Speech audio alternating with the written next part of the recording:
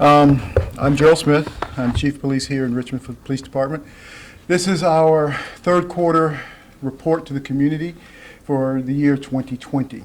And we, moving forward, we'll be having these quarterly reports going out to the community on a consistent basis. And why are we doing that? Because we think that quarterly we can compile information that is useful to the community, and it gives an understanding as we go through the year. And of course, the next one that we have will be the fourth quarter combined with the total for the year. So this is the way most corporations do it, and I think this is a great way for us to do it as well too, to keep the community informed and to have open dialogue and conversations of what's going on. This is our quarterly briefing, so let's get straight to the numbers, okay? And these are our numbers. These are our violent crime numbers for the third quarter from, quite ironically, my first day on the job here until September 30th.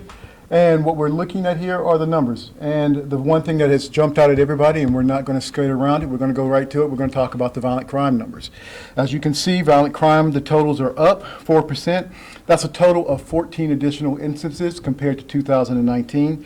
Our homicides, which has a lot of people's attention as well, that number of 60% is really big, and any increase, of course, is a concern for us all, but that is a total of 9 additional incidences as well. Our rapes are down 53%, and that's also 9 less than the last year, last quarter, 2019. Robberies, we have seen a 6% increase, and that also calculates to 6 additional robberies. And aggravated assaults are up 4%, which is an additional of 8 additional assaults. Property crime overall is down 13%. Arsons are down, or excuse me, arsons are up 17%.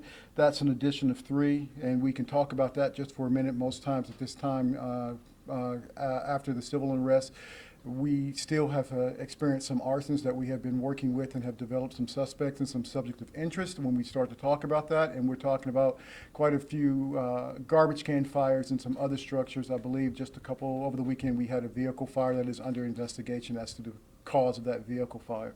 So we are watching those numbers as well too.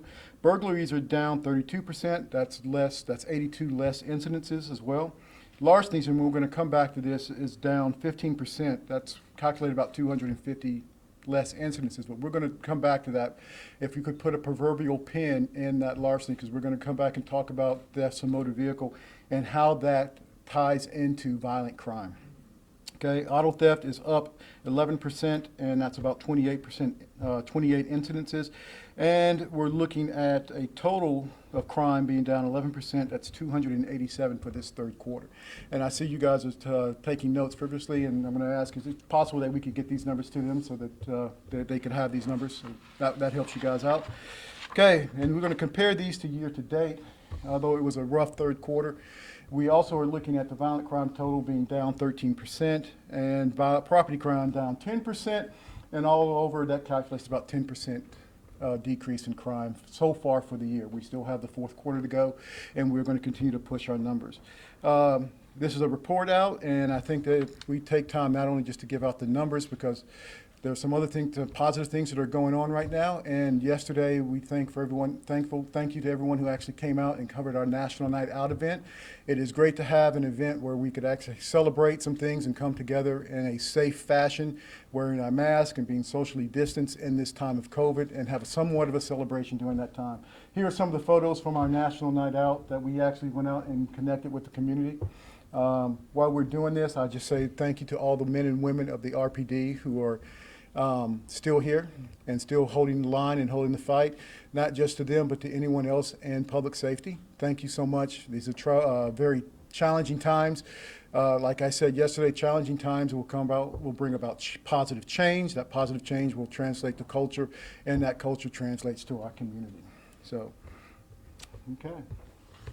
Those are some very good pictures. Once again, thank you for covering that.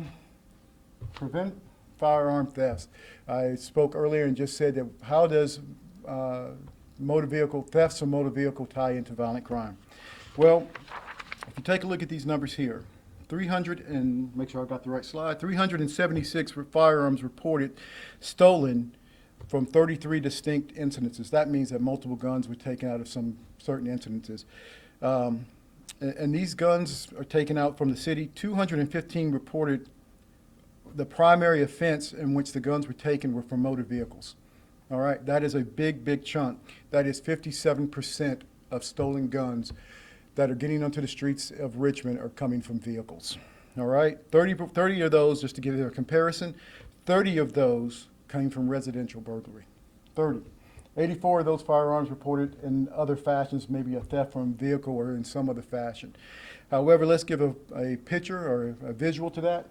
And I'm making sure, okay, these are all the firearms that have been stolen from the beginning of the year to September 7th of this year. And as you can see, it's spread out throughout the entire city. Now let's take a look, thank you. These are the guns that were stolen from vehicles. It almost matches up. And the next one that is also telling, to give you an understanding, these are the rest. So you can tell where the guns that are getting on the streets are coming from this year. Okay? 2020, and we're looking at this in a comprehensive fashion. How are they coming out of the vehicles? As you can see, 179 firearms, or 83%, were taken from vehicles where we consider what is categorized as no force. That means no pry marks, no broken windows, no obvious force going into the vehicle. So some of those are unlocked, or we cannot exclude the possibility of an offender finding some kind of way to circumvent a lock. We cannot exclude that. But for the most part, unlocked vehicles in which these guns are being taken. Forced entry, I'm sorry, go back. I just want to say that. 36 firearms in which some kind of force was used, 16%. They break a window out and they force their way into the vehicle. Okay, these comparisons, take a look at these comparisons right here. Make sure I got the right chart. From 2019, that's up 20%.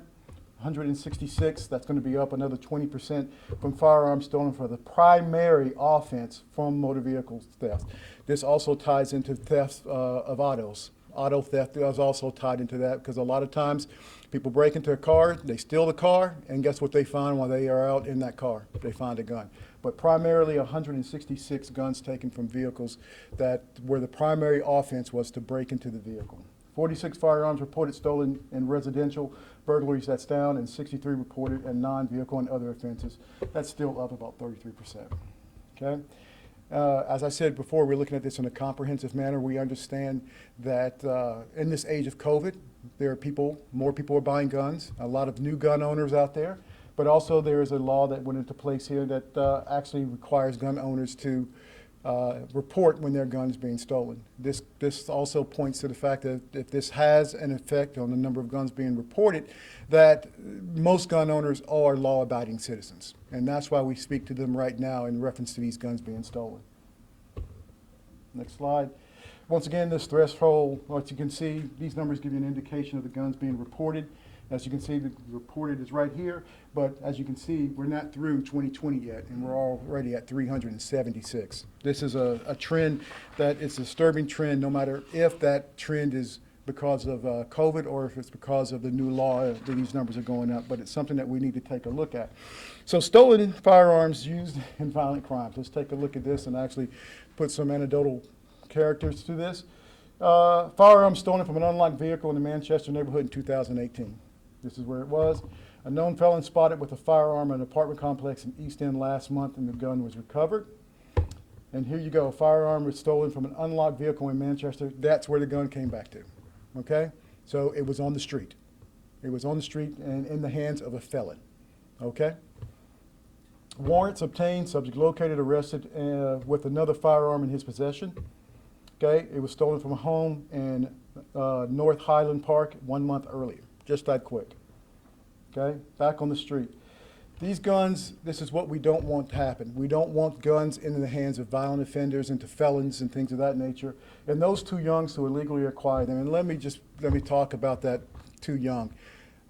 If your gun is in your car and unsecure and you have kids and you're talking about little fingers and curious minds, and we all know that that is a disaster waiting to happen.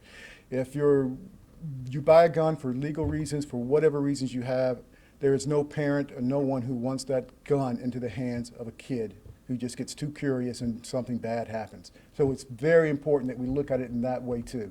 Not just out of the hands of violent offenders, but for the protection of our kids. Major crimes, this is exactly what they say.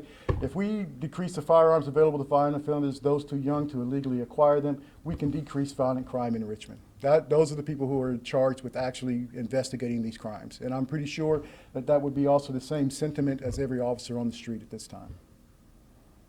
Firearms seized so far this year, 544. All right? This is something that last week. This went out last week. I hope you guys saw this. It went out. Firearms stolen from an open convertible last week. This went out. We're looking for help in locating this offender. As you can see, he walks up in a convertible, unsecured, no force. He reaches into the door because what's there? It's a firearm. He takes it and he goes with it. So we're asking those who have firearms to actually secure them because they don't want hands into the hands of offenders. Next slide.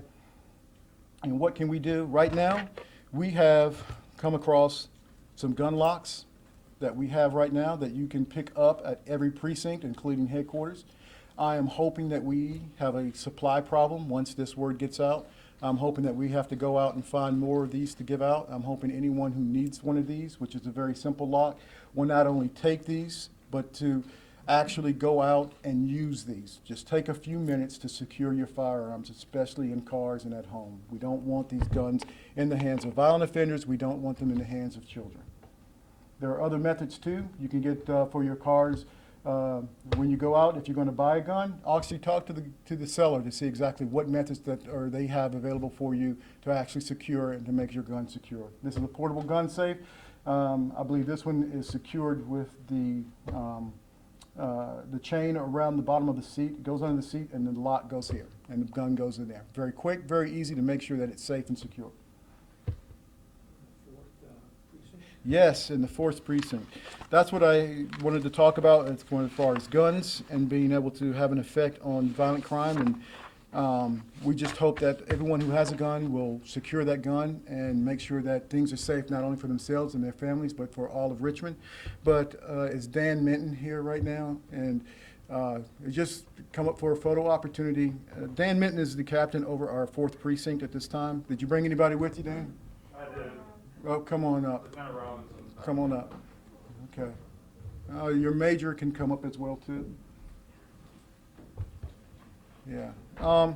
This is just very quickly. This is Dan Minton. He is the captain over the 4th precinct. Yeah. Okay. They had the biggest crime reduction in crime all for the 3rd quarter. Okay. And these are the guys that we have to thank for that. The leadership out there are pushing it. They saw a reduction in overall violent crime and property crime. Although violent crime caught the attention of overall stats, Captain Minton and his leadership, and Major Elamine Jones as well too, did a lot of things to push crime and get it down as well too. Of course, and Lieutenant Robinson as well too. And while we're up here for this crime report, not crime report, but this community report, I just wanted to take time out to thank them and to encourage them to keep up the good work. Okay. All right. I'll take a few questions. Saw your hand first, sir. Yeah. Chief, does Richmond Police have any idea of sort of the why we're seeing this increase? I believe it was 60% increase in homicides. There's a myriad of reasons. The most concerning is that we have seen some small arguments escalate into violent acts. It's something that baffles the mind. We've also seen some of the historical beasts between communities and neighborhoods going back and forth. We actually have dug into some of those historic communities and realized that sometimes when families are moved from one to another, that has sparked off some violence as well too. So we're doing a deep dive and trying to figure out where it's coming from, but there is a myriad of reasons that it is occurring. I will say that the men and women of the Richmond Police Department are doing everything that they can, new initiatives, and they are measuring their initiatives and their work and their effort. And if it works, they continue. If it doesn't, they seek something else. And just quickly to follow up, I mean, in this environment that we're in right now, given the protests that happened this summer and that some folks clearly feel some sort of animosity to the Richmond Police Department, does that make it more difficult to investigate some of these violent crimes that we're seeing? I'm not going to skirt around that. Yes, it does. When you make us the villain And people in the community, some people start to believe that narrative. A lot of people don't, but some do. And the men and women in the back of the room will tell you when you start to investigate crimes, our number one resource is the community. The community knows before we know exactly who is out there pulling triggers, who's actually breaking into someone's house. They know who the drug dealers are before we do.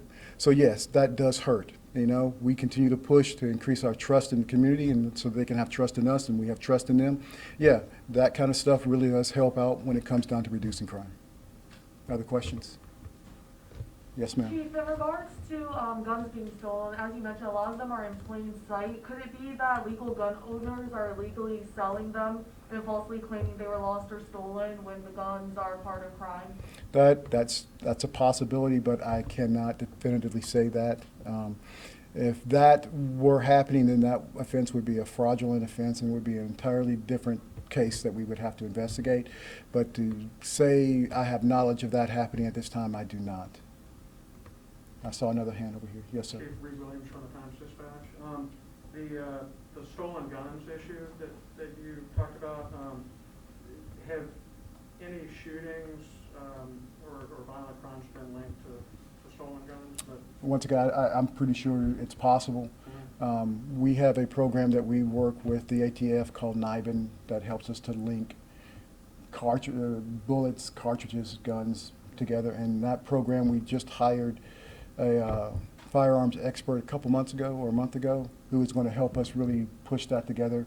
And so if you ask that question, hopefully in the next 3 or 4 months, we will be able to pull that information very readily. But I can't say right now. I haven't taken that deep dive to take a look at that. But we do know that stolen guns, like we said before in the Manchester incident, yeah, they're finding their way into the hands of felons and violent offenders.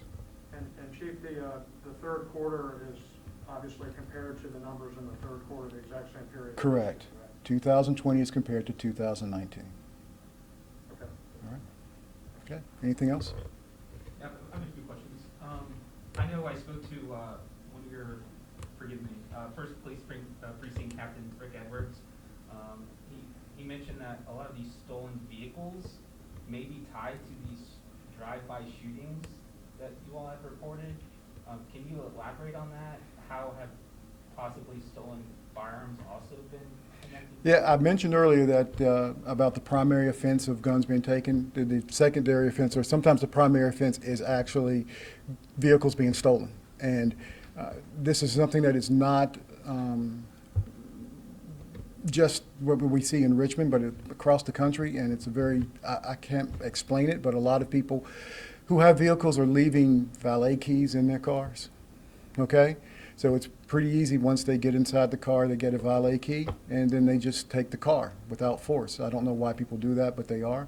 And sometimes those cars are used in violent offenses. And also, in the secondary offense is that they find someone with a gun in the car. So it's something that we are seeing a lot with our stolen vehicle. People are just leaving the access to the vehicle in the vehicle.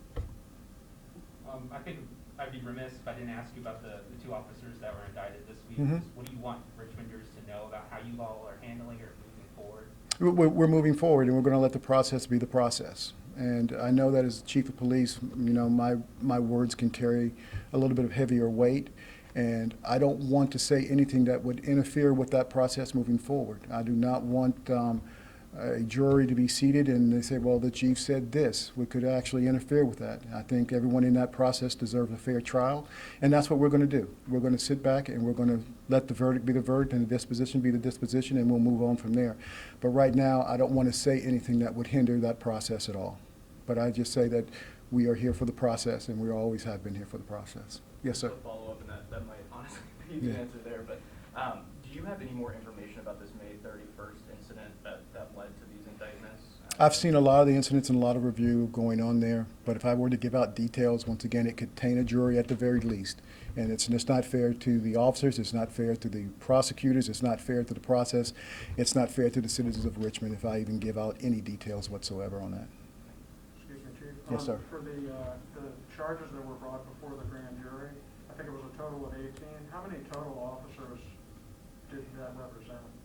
8 officers, I believe, total. 8. Is that including the 2 who were indicted? I believe so. Okay. And you can clarify that to the Commonwealth Attorney's Office. Okay. All right. And sir, I got you. I'll come back to you. Sorry. No, go ahead. And you may not be able to, it sounds like you're probably not going to be able to talk much more about this, but can you discuss if there were any injuries in the case to anyone, whether it was the officers or? I just don't want to, I don't want to get into that. The process still needs to go forth the way it needs to go forth. And in all actuality, I think it would be a great story for someone to continue to follow through the process. You know, the facts will come out going through the process. I think it would be a great story. I just don't have that story for you right now. Yes, sir. You said something to the effect that it's kind of difficult when citizens think you're the villain. How do you counter that? How do you, how do you counter that narrative to folks in the community who? Hour by hour, day by day, week by week. We let our officers be our officers. They are great, outstanding men and women, and the more we continue to do our job, show our commitment and dedication to them and to the community, we can overcome that narrative. We're doing the best that we can with our PIO, getting out with our social media and putting good stories out there, letting people know about the work that our officers do, but that is only secondary to the great work that our people do day by day, hour by hour, and I commend them for it. All right, one more, and I'll take one more. For the 8 officers who were represented in those charges that went before the grand jury, what is their status, work status? It's a good question. I would have to ask. I think they are allowed to come back to work.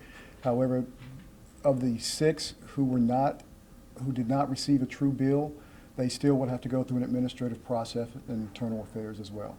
The other 2, I believe we put out a statement that they have been put on admin leave at this time, which is standard practice. With the protests and everything going on, officers have said they're not able to really immerse themselves and be in the community like they were before. What's the plan to get them back into those communities that need them the most so they can patrol and keep the area safe? What is the plan, or what is happening right now, is that they are back. And they're not, the question is not back. We have just moved resources. They are there. They've always been there. Their officers have always been in those communities. It is just that the men and women in the back of the room, the command staff has put their plan and their resources to address the violent crime and other crime too. Once violent crime, if it moves, we'll address it wherever it happens. So to get back to it, no, they've always been there. All right? Chief, may I ask one more question? Well, yes, sir. Sorry, it's about the crime initiatives. Is there anything, any other efforts that you want to focus on that you all are doing with the increase in violent crime? You know, Any other efforts? we are wrestling with the RVA basketball league right now. Historically, we know that has a positive effect on youth and a effect on the violent crime. And right now, we know that basketball is a high-risk COVID exposure. It is.